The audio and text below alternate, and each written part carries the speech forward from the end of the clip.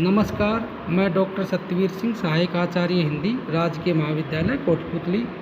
आज बीए पाठ तृतीय वर्ष के विद्यार्थियों के लिए प्रथम प्रश्न पत्र में जिसमें प्रिय प्रवास के कुछ पद हमारे शामिल किए गए हैं, तो प्रिय प्रवास का सामान्य परिचय आज विद्यार्थियों को हम देना चाहेंगे। इसके रचनाकार अयोध्या सिंह उपाध्याय हरिओद हैं और ये हमारे पहले कवि के रूप में पाठ्यक्रम में शामिल है।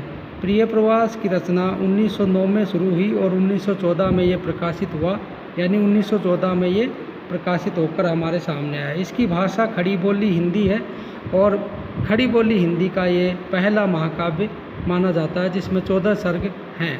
इसका वर्णन विषय है विरह काव्य, अर्थात ये कैसा काव्य है?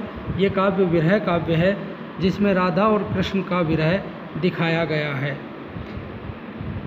इसके प्रमुख पात्र हैं कृष्ण और राधा।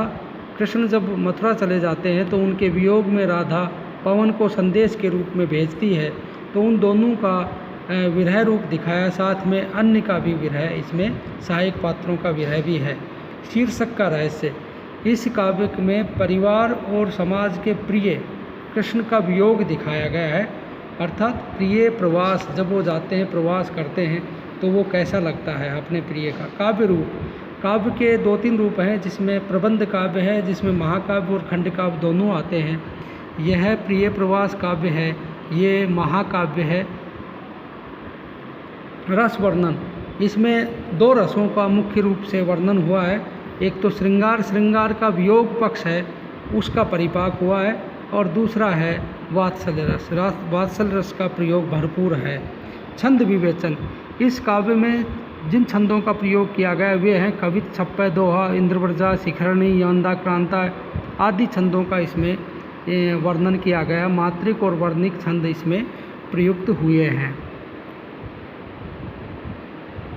अलंकार, इसमें यमक, रूपक, अनुप्रास, उत्प्रेक्षा आदि अलंकारों का प्रयोग हुआ है। शब्दालंकार, अर्थालंकार आदि अलंकार इसमें प्रयुक्त हुए हैं।